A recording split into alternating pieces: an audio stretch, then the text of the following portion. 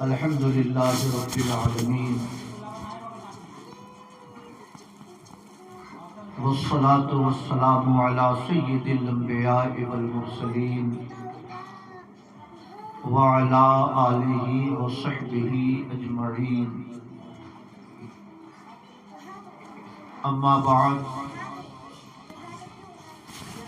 فاعوذ باللہ من الشیطان الرجیم، بسم اللہ الرحمن الرحیم، وَأَتِمُّ الْحَجَّ وَالْعُمْرَةَ لِلَّهِ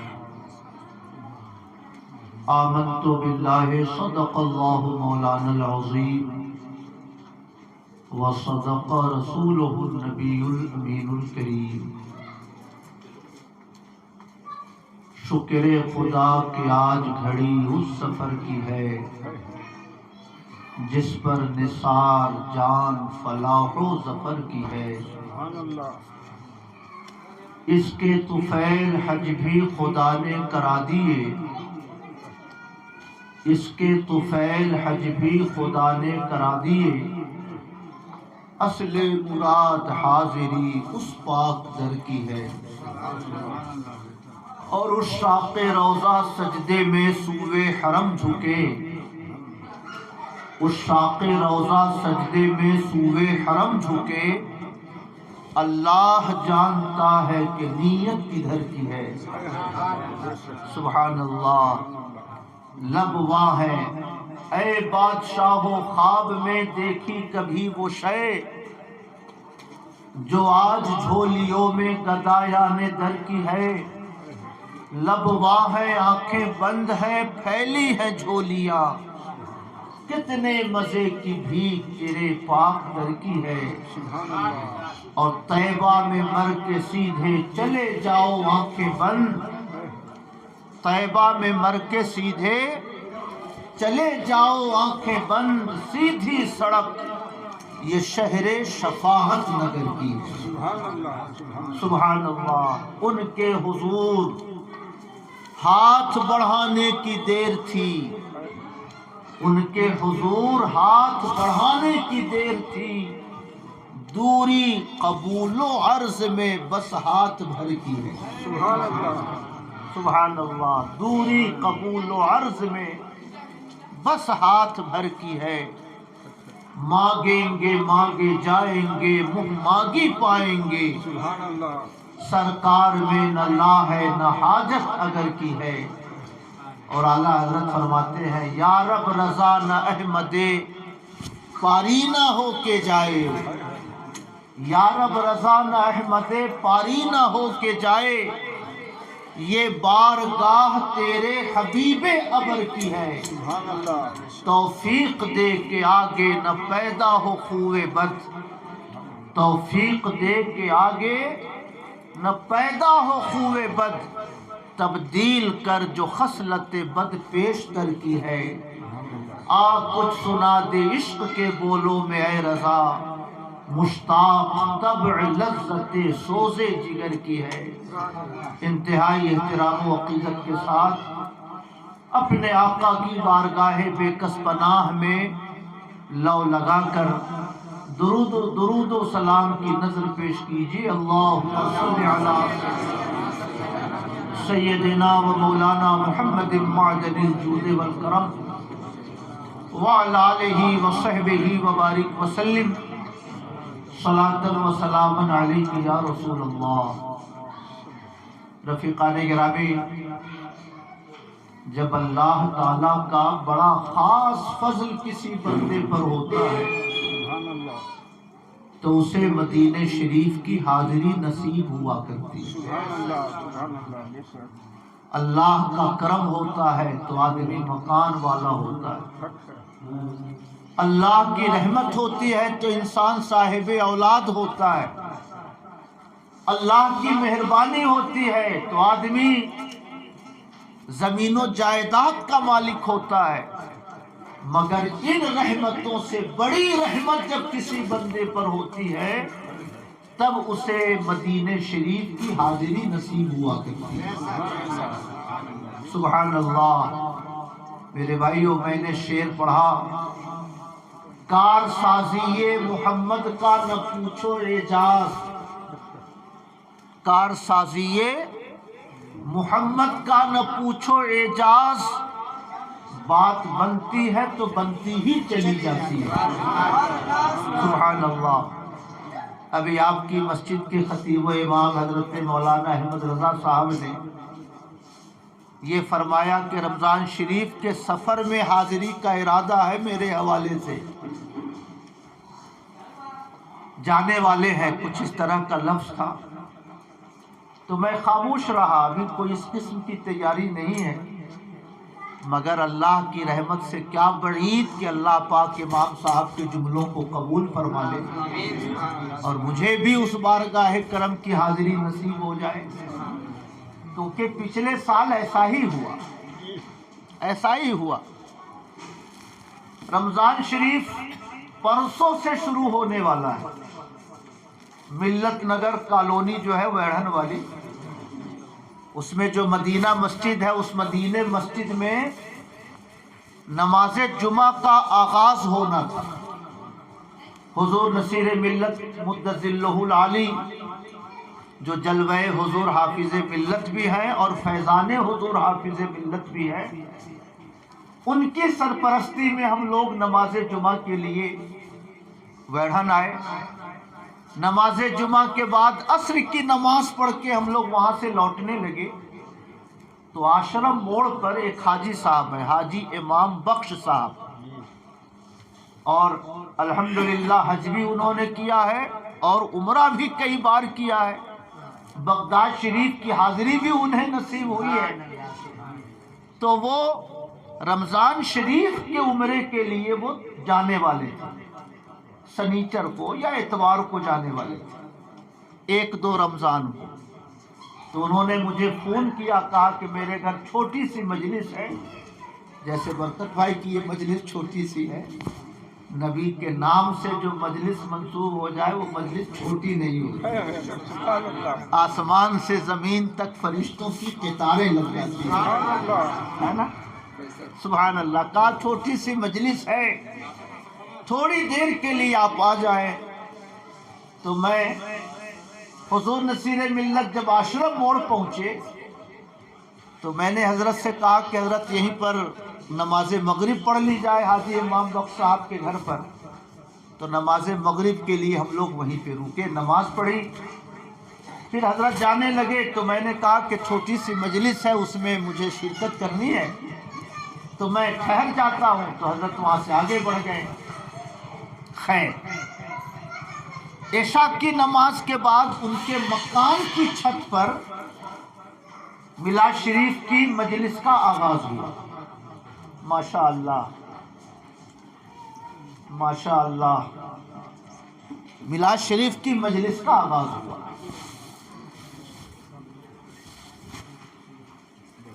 میں نے عمرے کی فضیلت اور حج کی برکتوں کے حوالے سے 1-8 گھنٹے کی تقریر میں نے کی۔ میں نے وہ حدیث شریف انہیں پڑھ کر سنائی کہ بخاری اور مسلم شریف کی متفق علیہ حدیث ہے کہ جب حضور اکرم صلی اللہ علیہ وسلم آخری حج کے لیے تشریف لے جانے لگے تو حضور نے اعلان عام فرمایا، مسلمانوں میں اعلان کر دو کہ جنہیں حج کے لیے چلنا ہو چلیں، چونکہ ایسے اشارے محسوس ہو رہے تھے کہ حضور کا یہ آخری سفر ہے۔ ذی الحجہ میں حج ہوا، محرم، صفر، ربیع الاول میں حضور کا وصال ہو گیا۔ نقاہت، کمزوری اور طبیعت کے آثار کو دیکھ کر صحابہ نے محسوس کر لیا تھا کہ یہ حضور کا آخری حج ہے، اس لیے حضور نے اعلان عام فرمایا کہ جسے حج کے لیے چلنا ہو اعلان کر دو چلیں۔ تو سبحان اللہ، پورا مکہ، پورا مدینہ حج کے لیے روانہ ہو گیا۔ سبحان اللہ۔ اور آپ نے سنا ہوگا اپنے علماء کے ذریعے اس علاقے کے بڑے عظیم الشان دینی رہنما حضرت علامہ شمیم احمد صاحب مدظلہ العالی کے ذریعے آپ نے ضرور سنا ہوگا کہ حجۃ الوداع کے موقع سے جبل رحمت کے نیچے 1,24,000 صحابہ کا مجمع. سبحان اللہ. حضور نے جبل رحمت پہ کھڑے ہو کر تقریر فرمائی، نیچے 1,24,000 کا مجمع جو صحابہ کرام کا مجمع تھا وہ حضور کی تقریر کو سماعت فرما رہا. سبحان اللہ. جب حضور حج کے بعد واپس تشریف لائے تو ایک انصاری خاتون کو دیکھا کہ وہ مدینہ شریف میں ہے.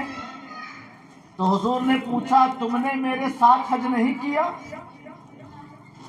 تو انصاری خاتون نے عرض کیا حضور میرے پاس 2 ہی جانور ہیں، ایک جانور سے میرے شوہر اور میرے بیٹے چلے گئے آپ کے ساتھ حج کے لیے، اور یہ جانور بڑا کمزور قسم کا ہے جس سے میں باغ کی سینچائی کرتی ہوں، کنویں سے پانی کھینچ کر باغوں میں ڈالنے کا عمل مدینہ شریف میں مکہ شریف میں عام تھا.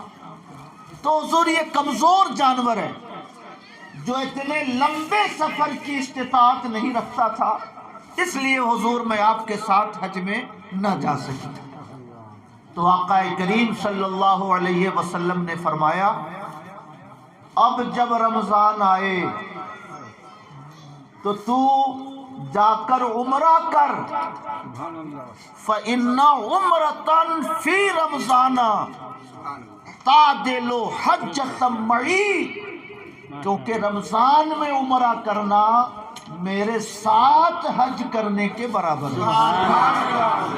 سبحان اللہ. حج کے برابر ہے، اور کرم والائے کرم کہ میرے ساتھ حج کرنے کے برابر ہے.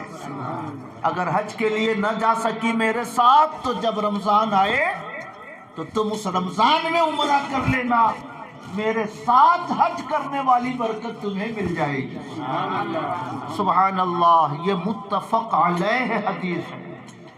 امام بخاری نے بھی روایت کیا، امام مسلم نے بھی روایت کیا، اور جس حدیث کو امام بخاری اور امام مسلم دونوں روایت کرے وہ دنیا کی صحیح ترین حدیثوں میں اس حدیث کا شمار ہوتا ہے. سبحان اللہ. میرے بھائیو، اس لیے میں نے اپنے دینی بھائی برکت صاحب سے کہا ہے کہ 5 دن آپ کو مدینہ شریف میں رہنا ہے، 5ویں دن مدینہ شریف سے آپ کی واپسی ہے. تو ٹور والے تو آپ کو نہیں لے جائیں گے، کیونکہ اگر ٹور والے لے جائیں گے تو پورے جتھے کو لے کے جانا پڑے گا، وہ کافی لمبا خرچہ ان کو آئے گا. تو وہ خرچے سے بچنے کے لیے رمضان شریف میں اپنی طرف سے وہ آپ کو نہیں لے جائیں گے عمرہ کرنے کے لیے، مگر جب مدینہ شریف میں 5 دن آپ کو رہنا ہے تو 1 دن ضرور اپنے کرائے سے بس سے مکہ شریف چلے جائیے گا، عمرہ ادا کیجئے گا، شام کو پھر بس پکڑ کر مدینہ شریف چلے آئیے گا، کیونکہ رمضان میں عمرہ کرنا یہ حضور کے ساتھ حج کرنے کے برابر.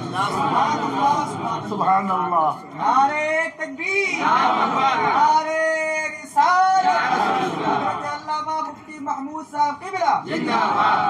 سبحان اللہ. میرے بھائیو، اس لیے اللہ پاک توفیق دے تو رمضان شریف میں عمرہ ضرور کیجئے، کیونکہ بڑی فضیلتیں ہیں اس کے حوالے سے.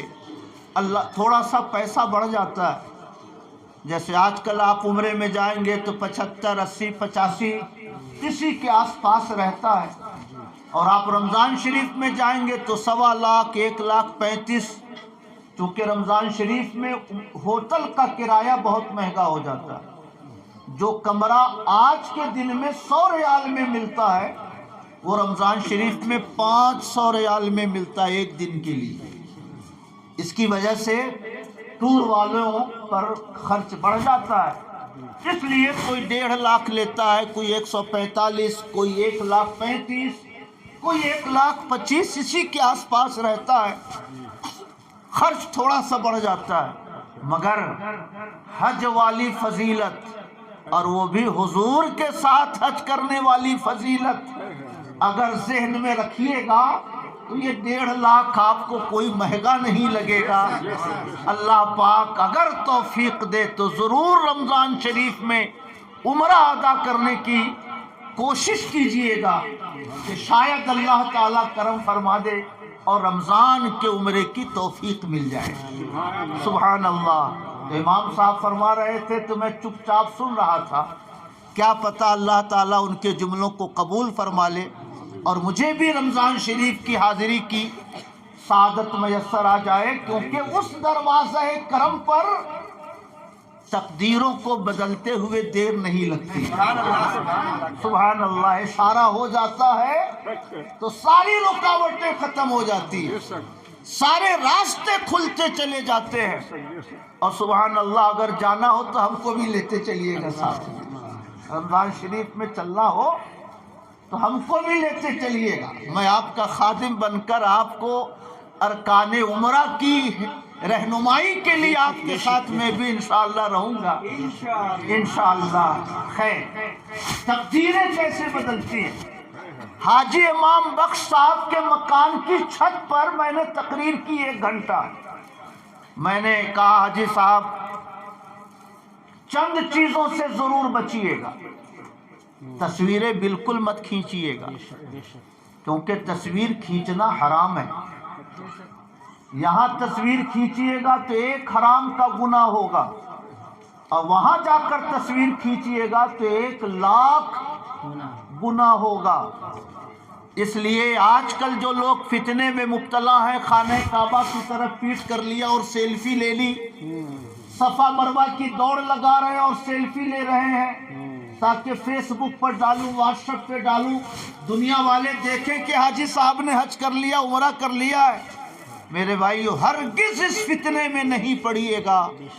وہ سرزمین اور وہ گھر اتنا برکت والا گھر ہے کہ اسے آنکھوں میں بسانا چاہیے، اسے دل کے نہا خانے میں بسانا چاہیے، اسے کیمروں میں محفوظ کرنے کی حاجت نہیں۔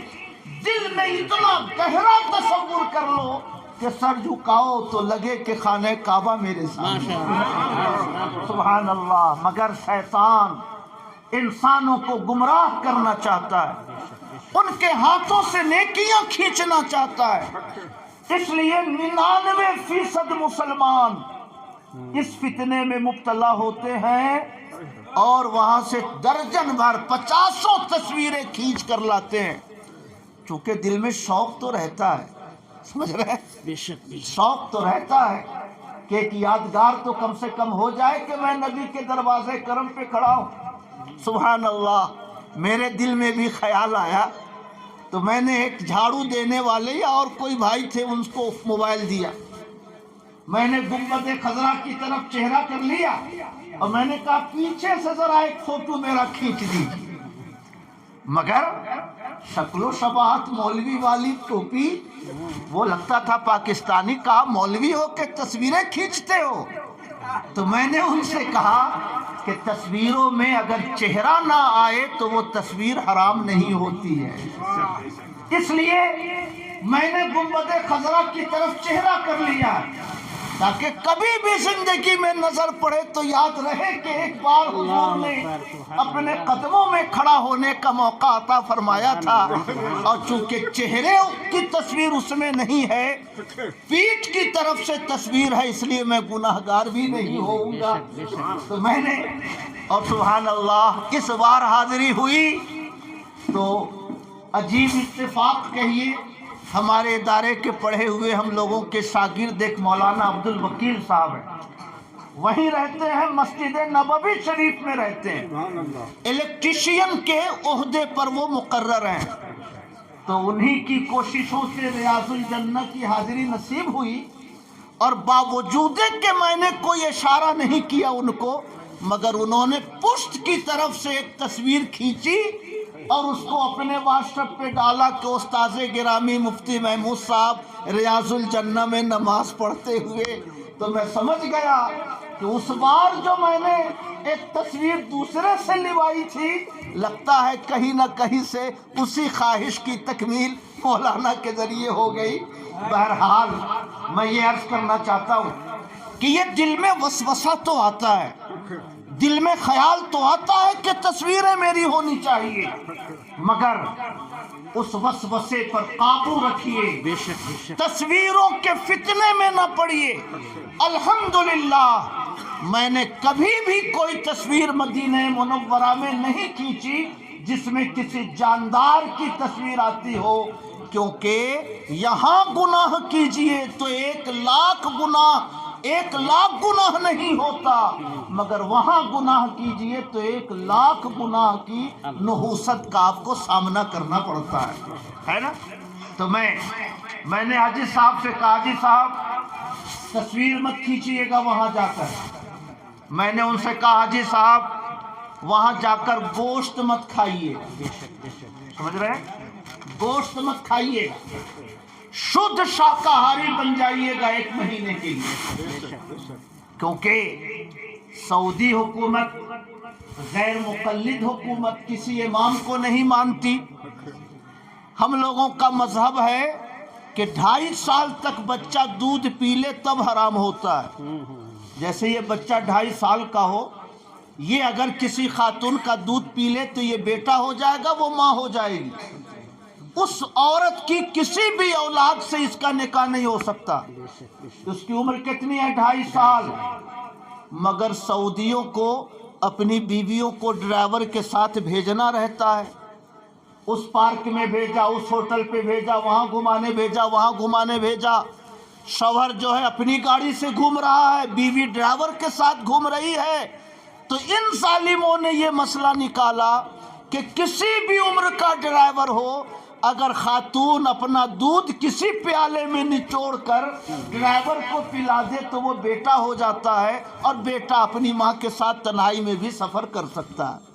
اب 50 سال کا ڈرائیور، 60 سال کا ڈرائیور، 45 سال کا ڈرائیور، یہ سعودی نجدی اپنی بیویوں کا دودھ پیالے میں نچوڑ کر پلا دیتے ہیں اور کہتے تو رضائی بیٹا ہو گیا، اب اس کے ساتھ میری بیوی سفر کرے گی تو کوئی دقت نہیں، ماں اپنے بیٹے کے ساتھ سفر تو کر ہی سکتی ہے۔ میں یہ سمجھانا چاہتا ہوں کہ یہ غیر مقلد ہیں، کسی بھی امام کو نہیں مانتے، یہ آزاد ہیں۔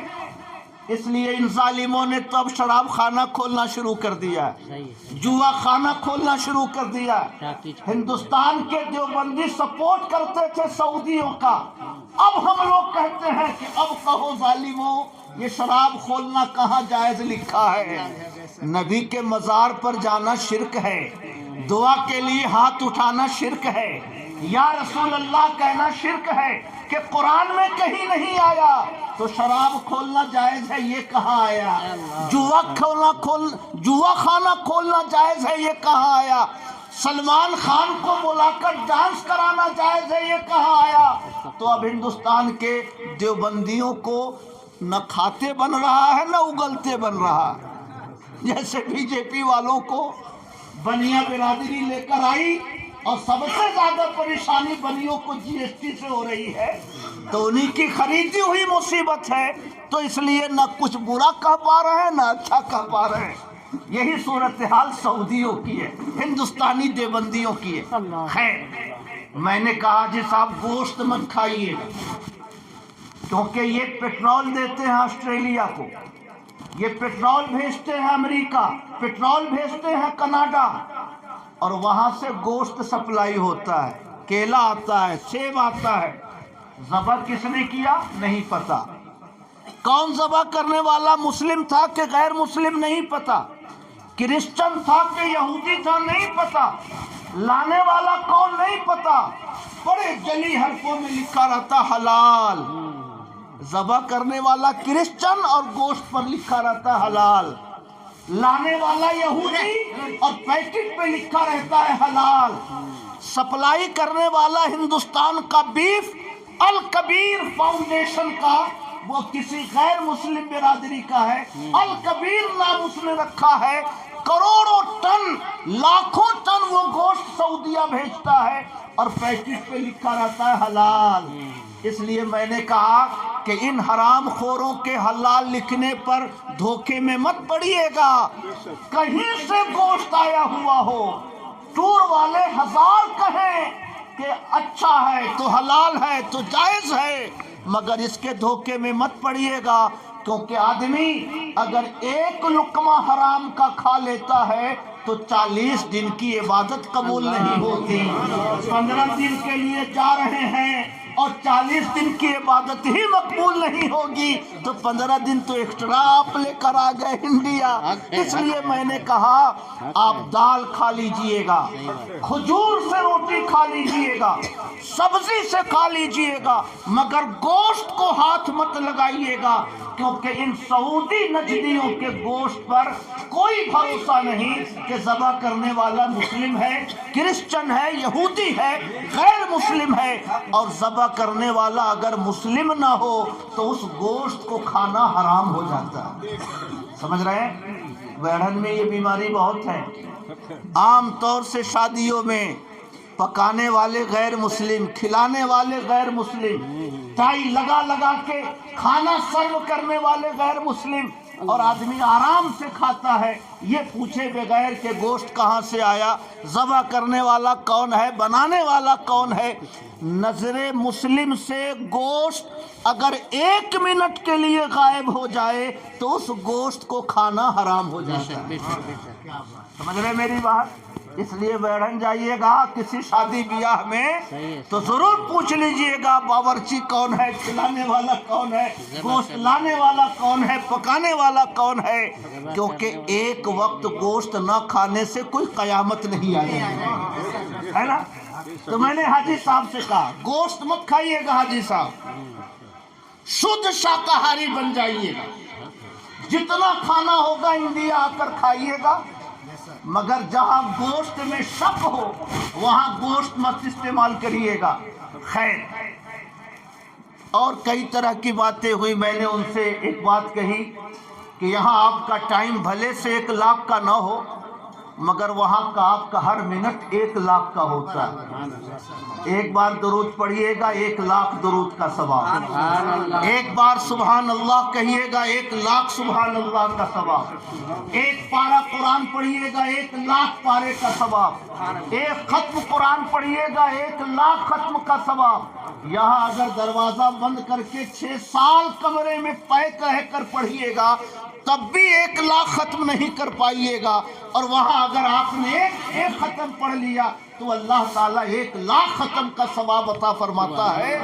تو یہ لمحے زندگی میں بار بار آیا نہیں کرتے، اس لیے وہاں وقت مت برباد کریے گا.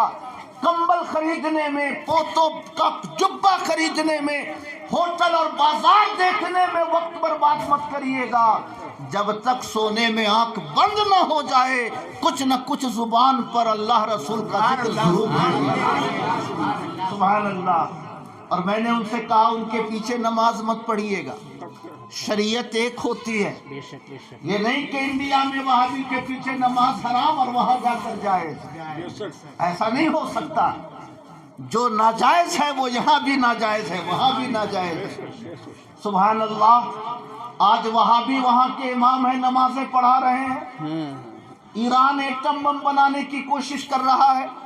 اگر اس نے ایٹم بم بنا لیا، سعودیہ پہ حملہ کر دیا، اور 2 سال کے بعد اگر کوئی شیعہ امام کھڑا ہو گیا تو کیا شیعوں کے پیچھے نماز ناجائز ہو جائے گی؟ کوئی قادیانی امام وہاں پر مقرر ہو گیا تو کیا قادیانیوں کے پیچھے نماز جائز ہو جائے گی؟ آج ان کی حکومت ہے تو وہابی امام ہے، کل شیعوں کی حکومت ہوگی تو شیعہ امام ہوگا. اس لیے حکومت یہ کسی کی حقانیت کی دلیل نہیں ہوتی. جس کا عقیدہ قرآن کے مطابق ہے وہ حق پر ہوتا ہے، جس کا عقیدہ قرآن کے خلاف ہو وہ باطل پر ہوا کرتا ہے. سبحان اللہ. 4-5 باتیں میں نے کہی. کیا کیا کہا میں نے؟ گوشت مت کھائیے گا، ان کے پیچھے نمازیں مت پڑھیے گا، وقت کو برباد مت کریے گا، جتنا زیادہ سے زیادہ ہو سکے سبحان اللہ الحمدللہ پڑھتے رہیے گا. اور میں نے ان سے کہا کہ تصویر کے فتنے میں مت پڑیے گا. یہ 4-5 میں نے موٹی موٹی باتیں کہی اور یہی 5 باتیں میں برکت بھائی سے بھی کہہ رہا ہوں, ہے نا. جو میں نے نصیحت وہاں کی تھی وہی سیم یہاں میں کر رہا ہوں. تقریر ختم کر کے 11-11:30 بجے مولانا سلیم الدین صاحب آئے ہوئے تھے دیگل والے.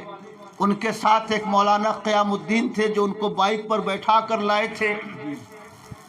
وہ چلنے کی تیاری میں تھے. میں نے کہا کہ میں تو حضرت کے ساتھ آیا تھا, گاڑی چلی گئی, اب اگر آپ لوگ مجھے ساتھ لے لیں تو میں بھی دودھی تک چلوں. ابھی وہاں سے آدھا کلومیٹر میں بڑھا ہوں گا. کہیں سے کوئی وہم و گمان میں نہیں تھا کہ مجھے بھی مدینہ شریف کی حاضری نصیب ہونے والی ہے. اور ابھی آدھا کلومیٹر میں آگے بڑھا ہوں گا کہ میرے پاس فون آ گیا ایک صاحب کا کہ پرسوں آپ دلی کا ٹکٹ بنوائیے, آپ کو رمضان شریف کے عمرے کے لیے روانہ ہونا ہے, پاسپورٹ کا بہت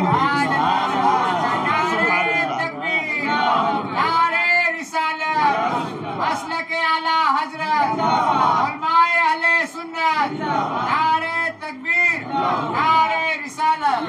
کار سازی محمد کا نہ پوچھو اعجاز, بات بنتی ہے تو بنتی ہی چلی جاتی ہے. وہ اشارہ فرما دیتے ہیں تو راہیں کھل جاتی ہیں, وہ کرم فرما دیتے ہیں تو رکاوٹیں دور ہو جاتی ہیں. الحمدللہ 2-3 بار کی حاضری نصیب ہوئی اور الحمدللہ ہر بار حضور نے کرم فرمایا, ہر بار غیر متوقع طور سے مجھے مدینہ شریف کی حاضری نصیب ہوئی. اس لیے میں امام صاحب کو مبارکباد دیتا ہوں کہ آپ اسی طرح میرے لیے دعا کرتے رہیں کہ اللہ پاک مجھے بھی اس بارگاہ کی حاضری نصیب فرمائے. اور اس بارگاہ کی حاضری تو اتنی بڑی حاضری ہے, کتنی بڑی حاضری. 2 بات کہہ کر گفتگو ختم کرتا ہوں. میری تقریر سے مولانا ظفر الدین صاحب آج کل بہت گھبراتے ہیں. خیر 2 بات کہہ کر میں گفتگو ختم کرتا ہوں. امام احمد ابن حنبل, 4 امام ہیں, امام اعظم ابو حنیفہ, امام شافعی, امام مالک, امام شافعی, امام احمد ابن حنبل, یہ 4تھے امام ہیں. ان کے ایک بڑے قریبی دوست ہیں امام یحییٰ ابن معین رضی اللہ تعالی عنہ, بہت بڑے امام. کون سی حدیث صحیح ہے, کون سی حدیث ضعیف ہے, کون سی حدیث قابل استدلال ہے, کون سی حدیث متروک اور شاذ ہے, اس فن کے بڑے ماہر تھے. کوئی بھی حدیث پڑھتا کسی راوی کا نام آتا, حدیث روایت کرنے والے 10,000 لوگ, مگر اللہ نے ایسا علم دیا تھا کسی کا نام لیا جاتا کہہ دیتے یہ متروک ہے, اس کی حدیث قابل قبول نہیں. کسی کا نام آتا اس کی یادداشت کمزور ہے, یہ حدیثوں کو اس کو اس میں ملا دیتا ہے, اس کو اس میں ملا دیتا ہے. کسی راوی کا نام آتا ہاں یہ ثقہ ہے, یہ بھروسے مند ہے. امام احمد ابن حنبل فرماتے تھے کہ یحییٰ ابن معین جس کی توثیق کر دیں, یحییٰ ابن معین جس کی توثیق کر دیں, مجھے اس راوی کے بارے میں کوئی تفتیش کرنے کی کوئی ضرورت نہیں پڑتی ہے, وہ کہہ دے کہ ثقہ ہے تو ہم مان لیتے ہیں ثقہ ہے. امام احمد ابن حنبل اتنے بڑے امام, مگر وہ ان پہ بھروسہ کرتے تھے. سبحان اللہ. ایک بات, ان کی کتاب ہے, کتاب کا نام تو میں بھول گیا مگر میرے موبائل میں اس کتاب کا اسکرین شاٹ موجود ہے.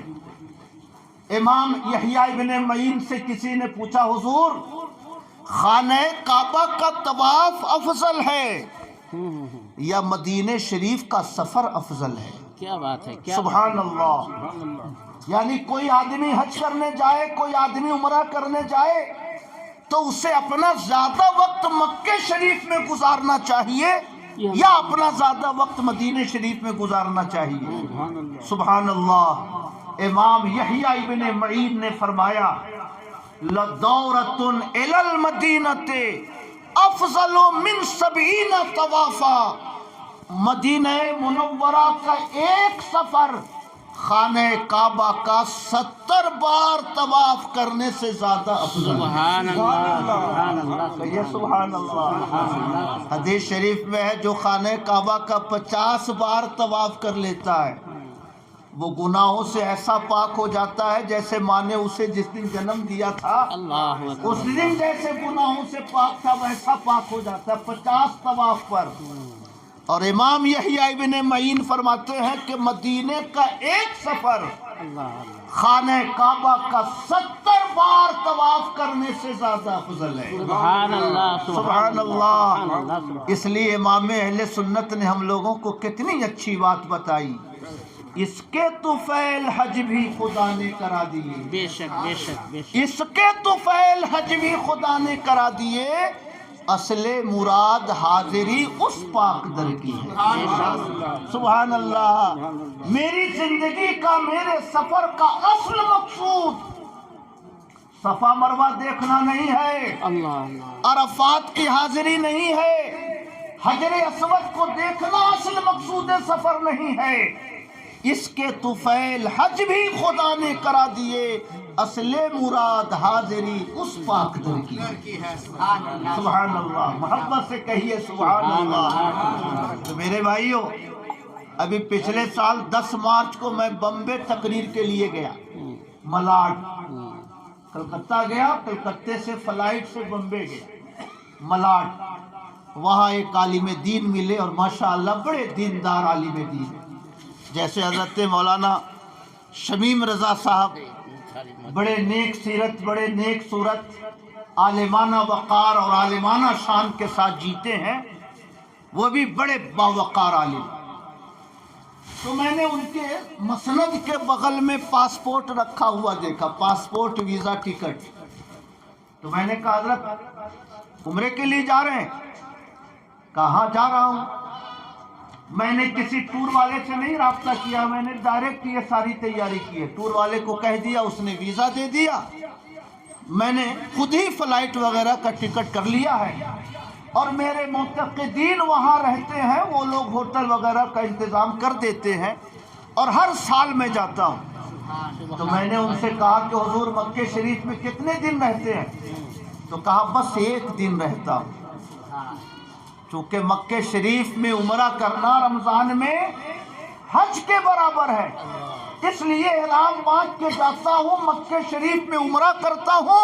उम्रा करने के बाद बाकी 14 दिन मैं मदीने शरीफ में गुजारता हूँ। मैं सफ़र उम्रे की नीयत से नहीं करता, मैं सफ़र हुजूर की बारगाह में हाजिरी की नीयत से। सुभान अल्लाह। मोहब्बत से कहिए सुभान अल्लाह। अल्लाह हज़रत इमाम अहमद रज़ा ने फरमाया कि जब आदमी हज फ़र्ज अदा करे, जब आदमी हज फ़र्ज अदा करे तो मक्के शरीफ की हाजिरी की नीयत करे, और जब हज नफल के लिए जाए तो वो मदीने शरीफ की हाजिरी की नीयत करे। उम्रा भी सफ़र नफल है, उम्रा भी सफ़र सुन्नत है, इसलिए उम्रा के सफ़र में आदमी को यही नीयत करके जाना चाहिए कि मैं हुजूर के कदमों में जा रहा हूँ, मैं हुजूर की बारगाह में जा रहा हूँ, मैं हुजूर को अपना गुनाहगार चेहरा दिखलाने जा रहा हूँ, मैं हुजूर की बारगाह में गुलामी की सनद लेने जा रहा हूँ। नीयत मदीने की हाजिरी की कीजिए, बाकी खाने काबा का तवाफ तो नसीब हो ही जाएगा, सफ़ा और मरवा की सही तो नसीब हो ही जाएगी, बाकी उम्रा का फैज़ तो इंशाअल्लाह खुद ब खुद हासिल हो ही जाएगा। माशाअल्लाह हमारे हाजी साहिब अली साहब भी तशरीफ ले आए हैं, और आज मुझे ये भी खुशखबरी मिली कि अल्हम्दुलिल्लाह ये भी उम्रे के सफ़र पे जा रहे हैं। अल्लाह पाक इन भाइयों के सफ़र को कबूल फरमाए। मैं ये समझा रहा था आपको कि मदीने का सफ़र कितना अहम।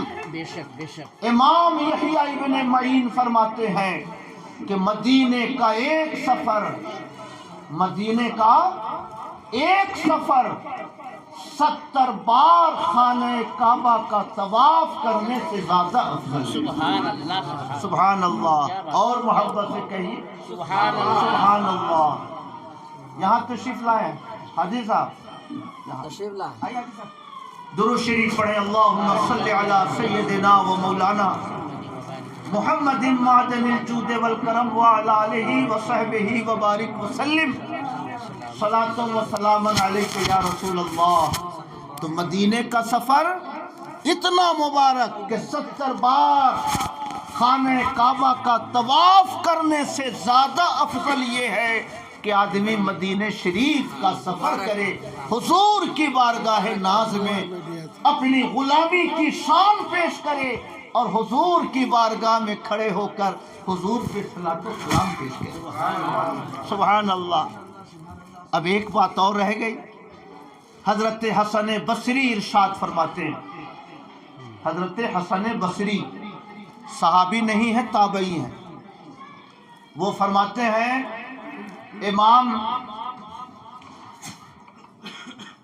امام اعظم ابو حنیفہ کے زمانے کے بزرگ ہیں، ابن عطا ان کا نام ہے یا مالک ابن دینار۔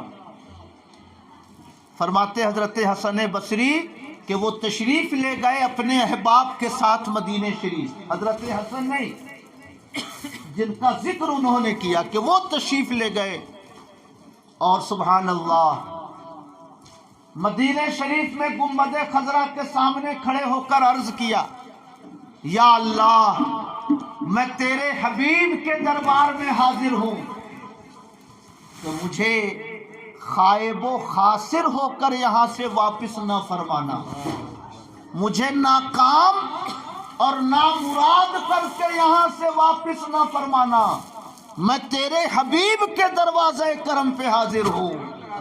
سبحان اللہ۔ غیب سے آواز آئی، اے میرے بندے، میں نے تمہیں یہاں آنے کی اجازت اس وقت تک نہیں دی ہے جب تک میں نے تم کو قبول نہیں کر لیا۔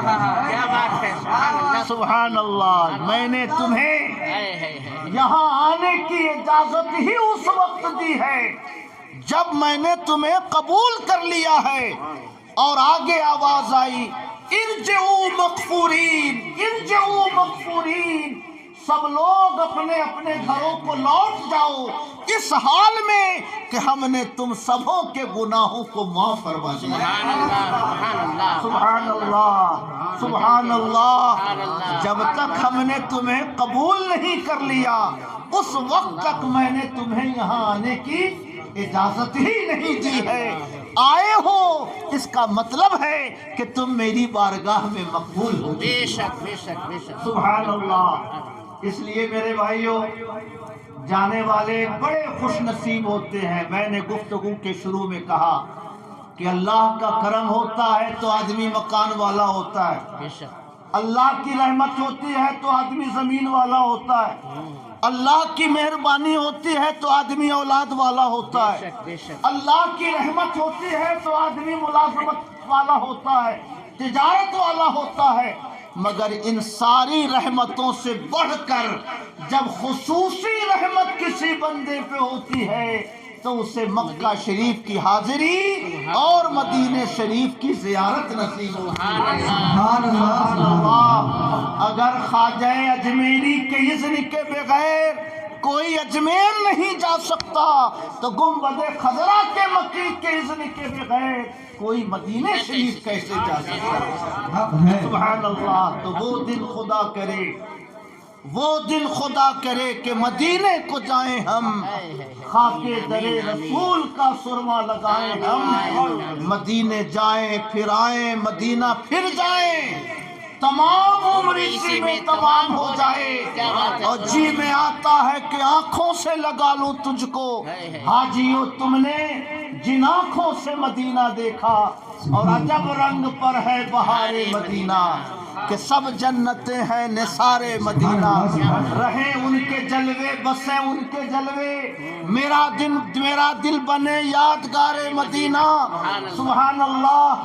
عصائے غضب، عصائے کلیم ازدہائے غضب تھا، دلوں کا سہارا عصائے مدینہ۔ اور سبحان اللہ، شب و روز ملائک لگاتے ہیں ملائک لگاتے ہیں آنکھوں میں اپنی شب و روز خاک غبار مدینہ، شب و روز خاک غبار مدینہ. سبحان اللہ. شرف جن سے حاصل ہوا انبیاء کو، شرف جن سے حاصل ہوا انبیاء کو، حسن ہے وہی افتخار مدینہ. اللہ پاک اس مجلس کو اپنے کرم سے قبول فرمائے. ہمارے عزیز دینی بھائی جناب برکت صاحب اور جناب صاحب علی حاجی صاحب علی صاحب، ان دونوں بھائیوں کے اور ان کے ساتھ جانے والے احباب و رفقا کے سفر عمرہ کو اللہ پاک اپنے کرم سے قبول فرمائے. پھر وہی شعر پڑھتا ہوں جو اعلیٰ حضرت نے اخیر میں لکھا، یا رب رضا نہ احمد پاری نہ ہو کے جائے. پورن کا احمد رضا بن کے مت لوٹانا مولا، نیا احمد رضا بن کے. سبحان اللہ. یا رب رضا نہ احمد پاری نہ ہو کے جائے، یہ بارگاہ تیرے حبیب ابر کی ہے. توفیق دے کے آگے نہ پیدا ہو خوے بد، تبدیل کر جو خصلت بد پیشتر کی ہے. پہلے کی جو بری عادتیں ہیں مولا اسے بدل دے، اور توفیق دے کہ آنے والی زندگی میں کوئی بری خصلت ان بھائیوں کے دل میں، ہم لوگوں کے اندر کوئی بری خصلت پیدا نہ ہو. اللہ پاک ہمارے ان بھائیوں کے سفر کو قبول فرمائے. سب لوگ محبت سے پھر ایک بار درود شریف پڑھیے. اللہم صلی علی سیدنا و مولانا محمد بعدد ما عندك من العدد في كل لحظة ولمحة من الأزل إلى الأبد وعلى آله وصحبه وبارك وسلم. اللهم صل على سيدنا ومولانا عدد ما في علم الله صلاة دائمة بدوام ملك الله. اللهم صل على سيدنا ومولانا محمد كلما ذكره الذاكرون وصل على سيدنا ومولانا محمد كلما غفل عن ذكره الغافلون. مکہ شریف میں سب سے افضل عبادت خانہ کعبہ کا طواف ہے، اور مدینہ شریف میں سب سے افضل عبادت حضور پر درود و سلام ہے. سبحان اللہ. سبحان اللہ. وما علینا الا البلاغ. السلام علیکم ورحمۃ اللہ وبرکاتہ. کھڑے ہو کر صلاۃ و سلام پیش کیجیے.